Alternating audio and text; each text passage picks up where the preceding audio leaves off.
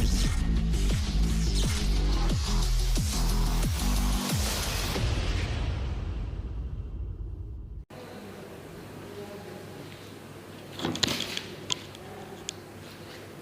students, now we are going to learn our next topic. It is Einstein's postulate of quantization of energy and photoelectric equation. Now what is meant by quantization of energy? कोणत्याही क्वांटिटीचं, कोणत्याही वस्तूचं, कोणत्याही force किंवा एनर्जीचं quantization म्हणजे काय? Quantise होणे म्हणजे ती एनर्जी कुठेच वाया न जाता कुठेतरी वापरल्या जाणे, त्याला आपण क्वांटायझेशन असं म्हणतो. की जेवढी एनर्जी आपण प्रोव्हाइड करतो तेवढी पूर्णपणे कुठेतरी वापरल्या जाते त्या ठिकाणी, त्या सिस्टीममध्ये, त्याला आपण क्वांटायझेशन असं म्हणतो. जर ती वापरल्या गेली आणि वाया जर गेली तर क्वांटाईज नाही आहे ती, असं आपण म्हणू शकतो. फोर्स असो, एनर्जी असो, पॉवर असो, कोणत्याही प्रकारची क्वांटिटी जी आपण टेम्परेचर असो, हीट असो, ती जर आपण प्रोव्हाइड करत आहोत तर ती वापरल्या जाते पूर्ण, तर त्याला आपण क्वांटाइज्ड एनर्जी असं मग म्हणू शकतो. लक्षात आलं की नाही? या ठिकाणी आइन्स्टाईननी प्लँक्सचा जो कॉन्स्टंट किंवा प्लँकचा जो लॉ होता किंवा प्लँक्सनी जे सांगितलं होतं त्याला सपोर्ट करून इलेक्ट्रोमॅग्नेटिक रेडिएशन्ससाठी हे सगळ्या ठिकाणी वापरून पाहिलं. त्यांनी हे सांगितलं की ज्यावेळेस एखादा फोटॉन या प्लेटवर पडतो त्यावेळेस त्या फोटॉनची एनर्जी E=h एवढी असते. त्यांनी दोन्ही गोष्टी इथं घेतल्या, इलेक्ट्रोमॅग्नेटिक रेडिएशन्स म्हणून त्यांनी पार्टिकल नेचर, वेव्ह नेचर एकत्रित करून E म्हणजे एनर्जी ऑफ द पार्टिकल असं म्हणू शकतो आपण, आणि new is the frequency of wave असं म्हणू शकतो. म्हणून याच्यामध्ये पार्टिकल आणि वेव्ह दोन्ही नेचर आल्यासारखे आपल्याला दिसतात. H हा प्लँक्स कॉन्स्टंट आहे आणि E=h अशा प्रकारचं हे इक्वेशन एनर्जीचं, जेवढी एनर्जी त्या फोटॉनमध्ये असते त्याचं एनर्जीचं इक्वेशन E=h एवढं असणार. H हा प्लँक्स कॉन्स्टंट असणार, E हे त्याची एनर्जी असणार आणि ती फ्रिक्वेन्सीवर डिपेंड असणार. हे आधी आपण पाहिलेलं आहे. ह्याच गोष्टी सगळ्या आइन्स्टाईननी इलेक्ट्रोमॅग्नेटिक रेडिएशन्ससाठी वापरून सांगितल्या आणि त्यांना आइन्स्टाईनचे पॉस्ट्युलेट असं म्हटलं जाते. त्याच्यावरून त्यांनी मग त्याचा एक फोटो इलेक्ट्रिक इक्वेशन दिलेलं आहे. पहिले आपण त्याचे पॉस्ट्युलेट्स पाहू, जेवढे आहे आपल्या पुस्तकात दिलेले त्याप्रमाणे. त्या पॉस्ट्युलेट्सनुसार जर एखादा फोटॉन, जर एखादा फोटॉन या ठिकाणी पडत असेल तर काय? When any photon incident on the surface then it collides with the electrons. First, सर्वात पहिले तो आउटरमोस्ट ऑर्बिटमध्ये जे इलेक्ट्रॉन्स फिरत असतील त्यातल्या एखाद्या इलेक्ट्रॉनला कोलाइड होईल. कोलाइड झाल्यानंतर तो स्वतःची एनर्जी इलेक्ट्रॉनला ट्रान्सफर करेल. इलेक्ट्रॉनला एनर्जी ट्रान्सफर झाल्यानंतर तो इलेक्ट्रॉन फोटॉनची एनर्जी पूर्णपणे ॲब्सॉर्ब करून घेईल आणि फोटॉनचं अस्तित्व राहणार नाही. Photon no longer exist because photon is the energy of light. ती एनर्जी पूर्णपणे इलेक्ट्रॉननी ॲब्सॉर्ब करून घेतल्यानंतर तो तिथे राहणार नाही. आता तिथे फक्त इलेक्ट्रॉन आहे ज्याची एनर्जी वाढलेली आहे. त्याला तिथून नॉकआउट करण्यासाठी जेवढ्या एनर्जीची आवश्यकता होती ती म्हणजे E=h म्हणू आपण. म्हणजे त्याला μ0 एवढी फ्रिक्वेन्सी, थ्रेशोल्ड फ्रिक्वेन्सीची गरज आहे की जेवढी फ्रिक्वेन्सी दिल्यावर त्याची एनर्जी एवढी एनर्जी वाढेल की हा इथून नॉकआउट होऊन बाहेर निघू शकेल. म्हणजे या सरफेसवर अशा प्रकारची वेव्ह येऊन पडली, त्याच्यामध्ये असणारे पॅकेट्स ऑफ एनर्जी किंवा क्वांटाज ऑफ एनर्जी जे आहेत, ज्यांना आपण फोटॉन असं म्हणतो, त्यांची एनर्जी किती असायला पाहिजे? h एवढी असायला पाहिजे कमीत कमी. ती जी फ्रिक्वेन्सी आहे ती μ0पेक्षा जास्त असायला पाहिजे.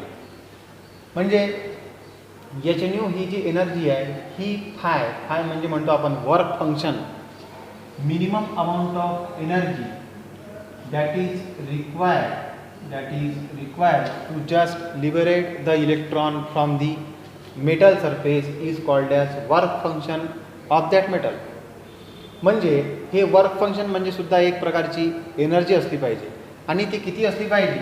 तर ती असली पाहिजे h0. म्हणजे h0 एवढी एनर्जी प्रोव्हाइड केल्यानंतर एवढं वर्क फंक्शन त्याला मिळेल. म्हणजे थ्रेशोल्ड फ्रिक्वेन्सी एवढी फ्रिक्वेन्सी त्याला मिळेल आणि म्हणून त्याच्या थ्रू जेवढ्या प्रमाणात एनर्जी मिळत आहे ते एनर्जी सफिशियंट आहे इलेक्ट्रॉनला त्याच्या जागेवरून लिबरेट करण्यासाठी किंवा नॉकआउट करण्यासाठी, इथून बाहेर काढण्यासाठी. अशा प्रकारे एवढ्या प्रमाणातली एनर्जी प्रोव्हाइड केली कमीत कमी तरच इलेक्ट्रॉन इमिट होईल. म्हणजे आपण जे एनर्जी तिथे देऊन राहिलो फोटॉनची, तो फोटॉन त्याची जी एनर्जी Hν आहे ती किती असायला पाहिजे, ती फाय म्हणजे Hν 0पेक्षा जास्त असायला पाहिजे किंवा कमीत कमी तेवढी तरी असायला पाहिजे. म्हणजे it will be greater than or equal to phi. म्हणजे ती एकतर जास्त किंवा तेवढी तरी कमीत कमी असायला पाहिजे, तरच इलेक्ट्रॉनचे इमिशन त्या ठिकाणी होऊ शकेल, असं आईन्स्टाईनचं पहिलं पॉस्च्युलेट आपल्याला सांगते. पेज नंबर 311वर आपल्याला वेगवेगळे पॉस्च्युलेट्स दिलेले आहेत, ते लक्षात घ्यायचे आहे, सर्वांनी ते वाचून काढायचे आहे. आता यानंतर μ0 ही जी काही फ्रिक्वेन्सी आहे, जेवढी फ्रिक्वेन्सी दिल्यानंतरच तो इमिट होईल, यावरून मला μ0 फ्रिक्वेन्सीची व्हॅल्यूसुद्धा इथे काढलेली मला दिसून येते. ती म्हणजे याला फाय न म्हणता φ0 जर म्हटलं आपण तर φ0 इज इक्वल टू Hν0. याच्यावरून μ0 पण मला लिहिता येते φ0 डिवायडेड बाय h. लक्षात आलं की नाही? याच्यावरून μ0ची व्हॅल्यू पण मला काढता येते, एवढी रिक्वायर्ड आहे. ज्या ठिकाणी न्यू जे आहे ती μ0पेक्षा जास्त आहे नेहमीसाठी, तरच इलेक्ट्रॉन इमिट होतो. हे आपण एक्सप्लेनेशनच्या वेळेस पाहिलेलं आहे. हेच आईन्स्टाईनचं पॉस्च्युलेट आहे. कारण की आईन्स्टाईननी ही जी थिअरी मांडली होती त्यामध्ये त्यांनी इलेक्ट्रोमॅग्नेटिक रेडिएशनसाठी हे अप्लाय करून सर्व ठिकाणी वापरून ते त्या ठिकाणी अप्लाय होते हे सांगितलेलं आहे, त्या ठिकाणी लागू होते हे सांगितलेलं आहे. कसं मग ते याप्रमाणे सांगितलेलं आहे, ज्याला आपण पॉस्च्युलेट्स असं म्हणतो. दुसऱ्या पॉस्च्युलेटमध्ये असं म्हटलेलं आहे की कुठल्याच प्रकारचा टाईम लॅग न करता किंवा कुठल्याच प्रकारचा वेळ न घालवता, आपण पाहिलेलं आहे 10⁻⁹ सेकंद फक्त एवढ्या वेळेस लागतो रेडिएशन पडल्यापासून इलेक्ट्रॉन बाहेर निघेपर्यंत. म्हणजे इलेक्ट्रॉनला बाहेर काढण्यासाठी रेडिएशन पडल्यापासून अत्यंत कमी वेळात इलेक्ट्रॉन हा बाहेर निघतो, खूपच कमी वेळात. 10⁻⁹ सेकंद म्हणजे खूप कमी झाले ते. एका सेकंदाचे 10 भाग झाले, त्यातले 9 भाग झाले, त्यातला 1 भाग असं म्हणू आपण. म्हणजे याप्रमाणे immediate there will be emission of electron as soon as the radiation falls on the metal surface.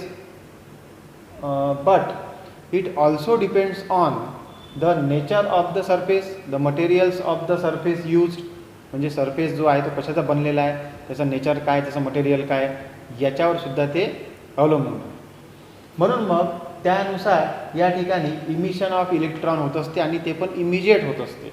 त्याला कोणत्याच प्रकारचा वेळ लागत नाही. इथून बाहेर निघणारे जे इलेक्ट्रॉन्स आहेत जे इथपर्यंत पोहोचत आहेत ते पण अत्यंत फास्ट, म्हणजे लवकरात लवकर इथे पोहोचतात आणि सीचं जे पोटेन्शियल आहे ते जास्त असेल तर ते इथून फास्टली इथे पोहोचतात आणि आपल्याला फटकन इथे करंट मिळतो. जसं आपलं इथे इन्सिडेंट लाईट थांबला तसं इमिजिएटली करंट 0 होऊन जातं किंवा थांबून जातं. असं आपल्याला दुसऱ्या पॉस्च्युलेटमध्ये सांगितलेलं आहे की time lag between them is 0 और there is no time lag between the incident photon and emission of electrons. तिसऱ्या पॉईंटमध्ये असं सांगितलेलं आहे की इंटेन्सिटी आणि फ्रिक्वेन्सी याबद्दल, यापैकी इंटेन्सिटी नावाची गोष्ट सांगितलेली आहे. इंटेन्सिटी ज्या वेळेस वाढलेली असते तेव्हा काय आणि फ्रिक्वेन्सी ज्या वेळेस वाढलेली असते तेव्हा काय, हे पुढच्या पॉईंटमध्ये सुद्धा आपल्याला सांगितलेलं दिसून येईल. आता इंटेन्सिटी आणि फ्रिक्वेन्सीमधला फरक मी सांगतो, सर्वांनी लक्षात ठेवायचा. इंटेन्सिटी वाढणे, if intensity increases, what is mean by that? Intensity increases means, बघा कोणत्याही फोटॉनची जी एनर्जी आहे ती Hν असते, ती न्यूवर डिपेंड असते, म्हणजे फ्रिक्वेन्सीवर डिपेंड असते. म्हणजे जर मी E is equal to Hν मधला न्यू जर वाढवला तरच E वाढणार, म्हणजे एनर्जी वाढणार. हे प्रत्येक इलेक्ट्रॉनसाठी, प्रत्येक फोटॉनसाठी सारखं आहे. परंतु जर इंटेन्सिटी इन्सिडेंट लाईटची मी वाढवत आहो, याचा अर्थ मी प्रखर लाईट त्यामध्ये टाकत आहो, प्रखर लाईट म्हणजे त्याची एनर्जीनी वाढवत आहो मी, तर मी ॲट ए टाईम जे नंबर ऑफ फोटॉन्स तिथे येत आहेत त्यांची संख्या वाढवतो. म्हणजे इंटेन्सिटी जर कमी आहे याचा अर्थ इथे कमी प्रमाणात फोटॉन्स इन्सिडेंट होतात आणि इंटेन्सिटी जर जास्त आहे तर याचा अर्थ इथे नंबर ऑफ फोटॉन्स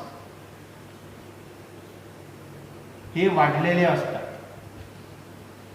आता बघा, नंबर ऑफ फोटॉन्स जर वाढलेले असतील, जर मी जास्त इंटेन्सिटीचा लाईट इथे टाकला तर पहिले कमी इंटेन्सिटीचा लाईट असताना उदाहरणार्थ 5 फोटॉन या ठिकाणी इन्सिडेंट होत होते. आता मी इंटेन्सिटी वाढवली तर 5च्या जागेवर 10 फोटॉन्स जर या ठिकाणी मी टाकले तर काय होईल, 5 फोटॉन्स हे 5 इलेक्ट्रॉनला बाहेर काढत होते. 5 इलेक्ट्रॉन ॲट ए टाईम इथे पोहोचत होते, म्हणून 5 इलेक्ट्रॉनमुळे charge upon time at a time म्हणजे एका सेकंदात जर 5 पोहोचत होते, त्यामुळे आपल्याला करंट काहीतरी मिळत होता. आता 10 फोटॉन जर याच्यावर इन्सिडेंट होत असतील तर ॲट ए टाईम या ठिकाणी 10 फोटॉन जे पडलेले आहेत ते 10 इलेक्ट्रॉनला बाहेर काढतील, आणि 10 इलेक्ट्रॉन जर बाहेर आले तर इथून ॲट ए टाईम इथून इथपर्यंत 10 इलेक्ट्रॉन पोहोचतील, म्हणजे नंबर ऑफ चार्जेस इथे पोहोचण्याचं प्रमाण वाढलेलं आहे. म्हणून मग या ठिकाणी करंटसुद्धा नंबर ऑफ चार्जेस वाढल्यामुळं वाढलेलं आपल्याला दिसून येईल. म्हणजे नंबर ऑफ फोटॉन्स जर इन्क्रीज झाले तर एनर्जी नाही वाढत, पण नंबर ऑफ फोटॉन्स वाढते. इंटेन्सिटी वाढली म्हणजे नंबर ऑफ फोटॉन्स वाढतात, नंबर ऑफ फोटॉन्स वाढले म्हणजे त्यांची एनर्जी ट्रान्सफर होऊन नंबर ऑफ इलेक्ट्रॉन्स बाहेर निघतात. ते नंबर ऑफ इलेक्ट्रॉन जर वाढलेले असतील तर आपल्याला करंट वाढलेला दिसून येते. म्हणजे इंटेन्सिटी वाढली तर करंट का वाढतो याचा अर्थ आपल्याला समजला. बघा, intensity increases then photon increases and hence number of electrons emitted are increase, therefore current increase. तर पुढच्या पॉईंटमध्ये आपल्याला तिसऱ्या पॉईंटमध्ये हे सांगितलेलं आहे की नंबर ऑफ फोटॉन्स जे आहेत ते वाढणे म्हणजेच इंटेन्सिटी वाढणे. परंतु फ्रिक्वेन्सी वाढणे म्हणजे इंटेन्सिटी वाढणे नाही. फ्रिक्वेन्सी वाढणे म्हणजे एनर्जी वाढणे, म्हणजे एका पर्टिक्युलर प्रत्येक फोटॉनची एनर्जी वाढणे. परंतु इंटेन्सिटी वाढणे म्हणजे फोटॉनची एनर्जी तीच असणे, फक्त नंबर ऑफ फोटॉन्स वाढणे. म्हणजे जे काही इन्सिडेंट लाईट आहे त्याच्यामध्ये नंबर ऑफ फोटॉन्सची संख्या वाढलेली असते, म्हणून आपल्याला इंटेन्स लाईट मिळते. आणि अशा प्रकारे फोटॉनची एनर्जी तर तेच आहे, म्हणून मग एक फोटॉन एका इलेक्ट्रॉनला बाहेर काढेल. जास्त फोटॉन पडले तर जास्त इलेक्ट्रॉन बाहेर निघतील, जास्त इलेक्ट्रॉन बाहेर निघतील तर करंट वाढलेला दिसून येईल. लक्षात आलं. म्हणून इंटेन्सिटी वाढल्यावर करंट वाढतो, हे आपल्याला तिसऱ्या पॉईंटमध्ये सांगितलेलं आहे. चौथ्या पॉईंटमध्ये आपल्याला असं सांगितलेलं आहे की if voltage of collector plate is increased, म्हणजे बघा, जी कलेक्टर प्लेट आहे जी इलेक्ट्रॉनला कलेक्ट करते त्या कलेक्टर प्लेटचं व्होल्टेज जर मी वाढवलं तर काय होईल. कलेक्टर प्लेटचं व्होल्टेज वाढवलं तर इथून इलेक्ट्रॉनची वेलॉसिटी वाढून ते इथं लवकरात लवकर पोचतील, म्हणजे आपला करंट वाढलेला लवकरात लवकर दिसून येईल. परंतु हे कधीपर्यंत होईल, जोपर्यंत नंबर ऑफ इलेक्ट्रॉन्स इथे ॲट ए टाईम पोहोचत नाही तोपर्यंत. एक वेळा नंबर ऑफ इलेक्ट्रॉन्स पूर्ण पोहोचले की नंतर येणाऱ्या इलेक्ट्रॉनची संख्या पण तीच असते, कारण आपण इथे पाठवणाऱ्या फोटॉनची संख्या तीच ठेवत आहोत, फक्त आपण सीचं व्होल्टेज वाढवत आहोत. म्हणून मग इथून इथं निघणाऱ्या इलेक्ट्रॉनची संख्या वाढलेली जर असेल, ॲट ए टाईम जर 10 पोहोचत असतील तर पुढच्या सेकंदाला सुद्धा 10च पोचतात, नंतरच्या सेकंदाला 10च पोचतात. हे जे 10 इलेक्ट्रॉन पोचेपर्यंत जो करंट वाढतो तो 10 इलेक्ट्रॉन एक वेळा पोचले की करंट तिथे वाढणं थांबून जातो. आपला ग्राफ आठवायचा आहे आपल्याला इंटेन्सिटीचा. अशा प्रकारे मग आपल्याला इथे वाढलेला करंट मिळून आपलं जे व्होल्टेज आहे इथलं वाढलं आहे, त्यामुळे आपल्याला वाढलेला करंट इथे मिळतो. परंतु तो करंट वाढून एका ठिकाणी थांबून जातो, त्याला सॅच्युरेशन करंट असं म्हणतात, I0. हे आपण याच्या आधीच्या याच्यात पण पाहिलेलं आहे. म्हणून मग लक्षात ठेवायचं की voltage of collector plate is more electrons will be reach to the collector plates and hence current increases. But this current is increase up to some level up to the saturation current. एक वेळा सगळे electron पोचले की नंतर दर सेकंदाला तेवढेच electron पोचत राहतील, आणि number of electrons per unit time म्हणजे करंट होत असते, number of charges per unit time म्हणजे करंट होत असते. म्हणून मग जेवढे चार्जेस पोचले तेवढा करंट आपल्याला भेटला. ॲट ए टाईम जर जास्त चार्जेस पोचले तर करंट जास्त आहे असं आपण म्हणू, पण ते कधीपर्यंत पोचतील, एका वेळेस जेवढे निघतील तेवढेच पोचतील ना. मग इंटेन्सिटी जर तुम्ही वाढवली जास्तीत जास्त, काहीतरी वाढवून ठेवली आपण, तर इथून ॲट ए टाईम 10 इलेक्ट्रॉन बाहेर निघाले तर एका वेळेस 10च पोचले. नंतर पुन्हा असे आपण फोटॉन टाकत जाऊ तर असे 10 निघत जातील आणि इथे पोचत जातील. ते 10च्या जागेवर 20 नाही पोचणार ॲट ए टाईम, म्हणून मग करंट वाढत राहणार नाही. तर मग इथलं व्होल्टेज आपण वाढवलं तर करंट फक्त एक वेळा वाढून जाईल आणि तो नंतर कॉन्स्टंट होऊन जाईल. जशी आपली लाईन जी आहे ती स्ट्रेट आली होती त्याला आपण सॅच्युरेशन करंट I0 असं म्हणतो. लक्षात आलं. तर हा पॉईंट आपल्याला चौथ्या पॉईंटमध्ये सांगितलेला आहे. त्यानंतर पाचवा पॉईंट जो सांगितलेला आहे तो पुन्हा थोडंसं तिसऱ्या पॉईंटमधलं त्याच्यामध्ये रिपीट केलेलं आहे की इंटेन्सिटी वाढली म्हणजे फोटॉन वाढतात आणि फोटॉन वाढले म्हणजे करंट वाढतं. लक्षात आहे आपल्या ते इंटेन्सिटी वाढवणे म्हणजे नंबर ऑफ फोटॉन्स वाढवणे. परंतु फ्रिक्वेन्सी वाढवणे म्हणजे काय? फ्रिक्वेन्सी वाढवणे म्हणजे न्यू वाढतो, न्यू वाढला म्हणजे एनर्जी वाढते. फ्रिक्वेन्सी वाढली म्हणजे त्या फोटॉनची एनर्जी वाढते आणि वाढलेली जी एनर्जी आहे त्यामुळे याला आवश्यक असणाऱ्या एनर्जीपैकी जी उरलेली एनर्जी आहे ती म्हणजे फोटॉन एक वेळा इथे पोचला, इथल्या इलेक्ट्रॉननं त्यांनी बाहेर काढलं. समजा फोटॉन पोचला ज्याची एनर्जी 10 इलेक्ट्रॉन व्होल्ट आहे. त्याची एनर्जी किती आहे? hν = 10 electron volt. आता मला इथल्या इलेक्ट्रॉनला नॉकआउट करण्यासाठी हे जे स्ट्रक्चर आहे हे याच्या आतलं आहे. समजा इथल्या इलेक्ट्रॉनला नॉकआउट करण्यासाठी मला 4 इलेक्ट्रॉन व्होल्टचीच फक्त गरज आहे. 4 इलेक्ट्रॉन व्होल्ट जर इथून बाहेर निघत असतील तर 4 इलेक्ट्रॉन व्होल्टनी जर इलेक्ट्रॉन बाहेर निघत असतील तर त्या इलेक्ट्रॉन जवळ आता 6 इलेक्ट्रॉन व्होल्ट एवढी एनर्जी आहेच, कारण की फोटॉन पूर्णपणे इलेक्ट्रॉन ॲब्सॉर्ब करून घेतो फोटॉनला. म्हणून त्याची 4 इलेक्ट्रॉन व्होल्ट एवढी एनर्जी हा इथून बाहेर निघण्यासाठी वापरतो. उरलेली जी 6 इलेक्ट्रॉन व्होल्ट एनर्जी आहे ती एनर्जी या इलेक्ट्रॉन थ्रू नंबर ऑफ किंवा आपण असं म्हणू की जेवढे इलेक्ट्रॉन बाहेर निघत आहेत ते सगळे इलेक्ट्रॉन्स या एनर्जीने बाहेर निघत असतील, नंबर ऑफ इलेक्ट्रॉन्स, ते सगळे ती एनर्जी स्वतःचा स्पीड किंवा वेलॉसिटी वाढवण्यासाठी वापरतात. म्हणून त्यांची एनर्जी इथून बाहेर निघताना वाढलेली असते, म्हणजेच त्यांची व्हेलॉसिटी वाढलेली असते. व्हेलॉसिटी म्हणजे ½ या फॉर्म्युल्यातला v जर वाढला तर निश्चितच कायनेटिक एनर्जी वाढेल. म्हणून मग ते बाहेर निघणारे इलेक्ट्रॉन जास्त एनर्जीने बाहेर निघतील. कोणत्या? Kinetic energy. लक्षात आलं? म्हणजे आपण जर आता न्यूची व्हॅल्यू आणखी वाढवली तर ई आणखी वाढेल. म्हणजे आपण जर फ्रिक्वेन्सी वाढवली तर एनर्जी वाढेल आणि एनर्जी वाढल्यावर इथून बाहेर निघताना जेवढी पाहिजे तेवढी तर एनर्जी तो घेणारच, पण उरलेली एनर्जी तो काय करेल तर तो कायनेटिक एनर्जीमध्ये कन्वर्ट करून जास्त स्पीडने इथून इकडे जाईल. लक्षात आलं की नाही? म्हणजे फ्रिक्वेन्सी वाढल्यावर एनर्जी वाढते, एनर्जी वाढल्यावर इलेक्ट्रॉनची कायनेटिक एनर्जी वाढते आणि ते लवकर इथे पोहोचतात. म्हणजे फ्रिक्वेन्सी वाढवणे म्हणजे इलेक्ट्रॉनची कायनेटिक एनर्जी वाढवणे, बाकी काहीच नाही. इंटेन्सिटी वाढवणे म्हणजे करंट वाढवणे.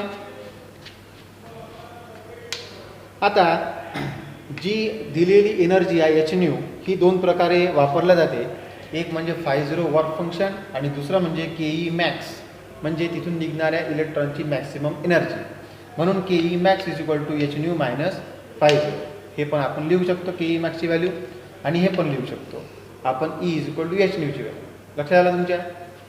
आता आपल्या 6व्या पॉईंटमध्ये आणखी एक गोष्ट दिलेली आहे आणि ती म्हणजे पेज नंबर 312 बघा. 6व्या पॉईंटमध्ये आपल्याला असं म्हटलेलं आहे की हे जे इक्वेशन आहे हे आइन्स्टाईन्स फोटो इलेक्ट्रिक इक्वेशन आहे, जे आपण कायनेटिक एनर्जीबद्दल लिहिलेलं आहे. Kinetic energy maximum kinetic energy = hν - φ0 is the photo electric equation. Okay, Einstein's photo electric equation. This is given by postulate number 6.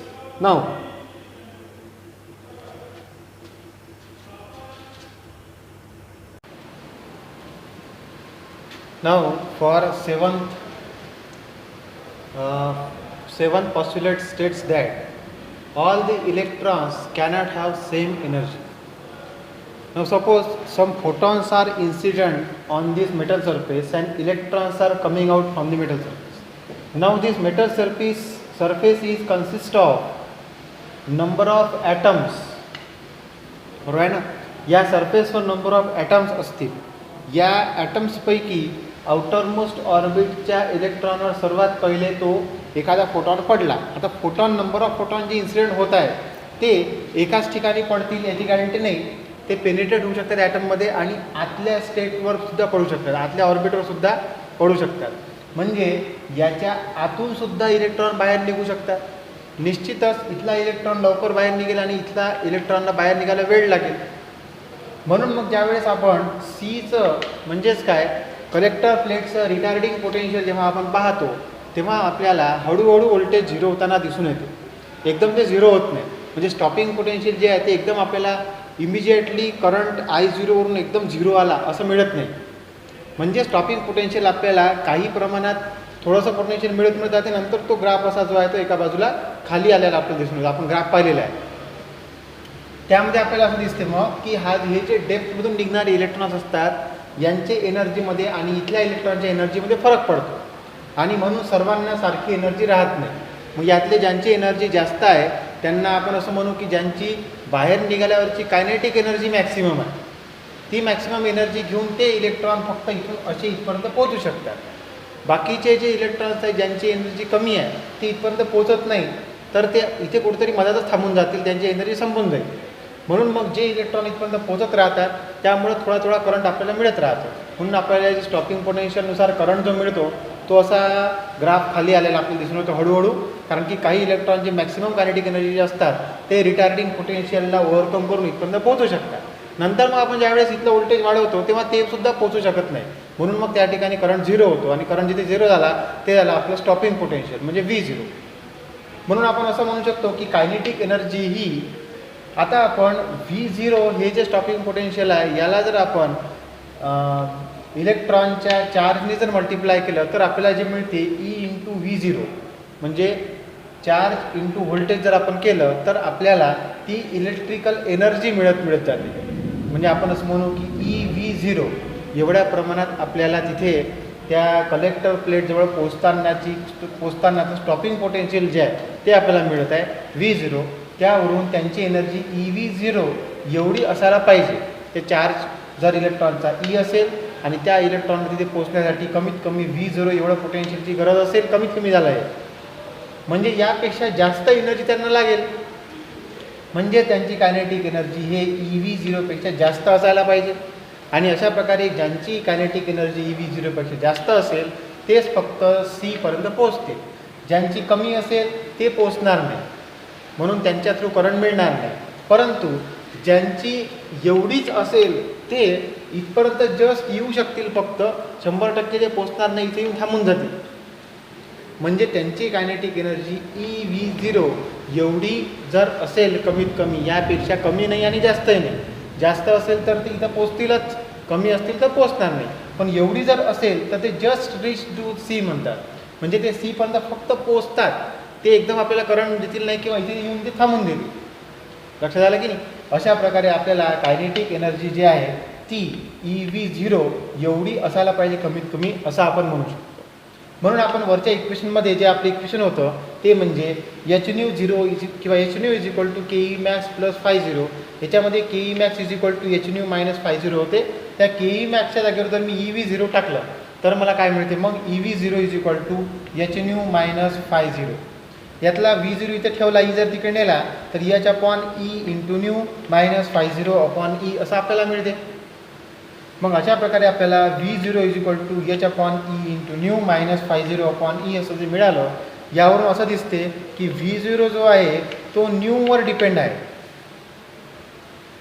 म्हणजे या पॉईंटवर, या 8व्या पॉईंटमध्ये मला काय दिसतं आहे की V0 जो आहे तो न्यूवर डिपेंड आहे. म्हणून आपण इथं असं लिहिलेलं आहे V0 depends on new and not on the intensity. कारण इंटेन्सिटी वाढणे म्हणजे नंबर ऑफ फोटॉन्स वाढणे फक्त, पण फोटॉनची जी एनर्जी आहे ती तेवढीच असते. मग एनर्जी जर तेवढीच राहिली, फ्रिक्वेन्सी तेवढी त्यामुळे एनर्जी तेवढीच राहिली. एनर्जी जर तेवढीच राहिली तर कायनेटिक एनर्जी कशी वाढणार? आणि कायनेटिक एनर्जी वाढली नाही तर EV0 जे म्हटलेलं आहे त्यातला V0 कसा वाढणार? म्हणून मग V0 कशावर डिपेंड आहे? फक्त न्यूवर डिपेंड आहे. न्यू वाढलं म्हणजे म्हणजे एनर्जी वाढते. जास्त एनर्जीचा फोटॉन पडला तर जेवढी आवश्यक एनर्जी आहे नॉकआउट होण्यासाठी तेवढी प्रोव्हाइड केल्या जाते, त्यामुळे ते नॉकआउट होतात. उरलेली वाढलेली एनर्जी जी असते ते घेऊन ते बाहेर निघतात, म्हणजे त्यांची कायनेटिक एनर्जी वाढलेली असते. कायनेटिक एनर्जी वाढणे म्हणजे EV0 हा प्रॉडक्ट वाढणे.